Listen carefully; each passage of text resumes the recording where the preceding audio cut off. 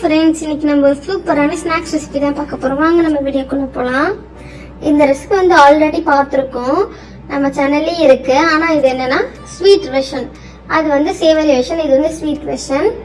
நம்ம வந்து ஸ்வீட் சமோசா செய்ய போறோம் ராகி மாவு வச்சு. ஆல்ரெடி நம்ம ராகி மாவு வச்சு கார சமோசாவும் போட்டிருக்கோம். இந்த வீடியோ வேணா செக் பண்ணி பாருங்க.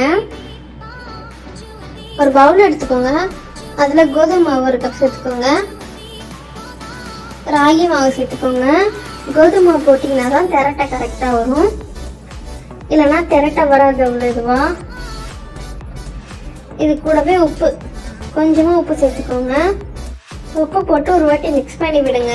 அதுக்கப்புறம் சுட தண்ணி, நல்லா சுட தண்ணி போட்டுட்டு அதுக்கப்புறம் மிக்ஸ் பண்ணி விடுங்க. கையில் கலராதீங்க, ஏன்னா கை நல்லா சுற்றும். ஏன்னா ரொம்ப சூடாக ஊற்றணும். நீங்கள் வந்து வார்ம் வாட்டர்லாம் ஊற்றுனீங்கன்னா நல்லா இருக்காது, சூடாக ஊற்றுனீங்கன்னா தான் சாஃப்டாக இருக்கும். இதை பிசைஞ்சிட்டு கொஞ்சோண்டு எண்ணெய் ஊற்றி வச்சுருங்க, மூடி வச்சுருங்க. கொஞ்சமாக எண்ணெய் ஊற்றி ஒரு மிக்ஸி ஜார் எடுத்துக்கோங்க. தேங்காய் பொடிப்பொடியே நறுக்குன தேங்காய் சேருங்க, அப்போ தான் கொஞ்சம் நல்லா அரையும். இது கூடவே பொட்டுக்கடலை சேர்த்துக்கோங்க. பொட்டுக்கடலை கூட வெல்லம் வேணும்னா வெல்லம் சேர்த்துக்கோங்க, இல்லைன்னா உங்ககிட்ட சக்கரை இருந்தால் சக்கரை சேர்த்துக்கோங்க, நாட்டு சக்கரை இருந்தால் சேர்த்துக்கோங்க, உங்கள் விருப்பப்படி சேர்த்துக்கோங்க.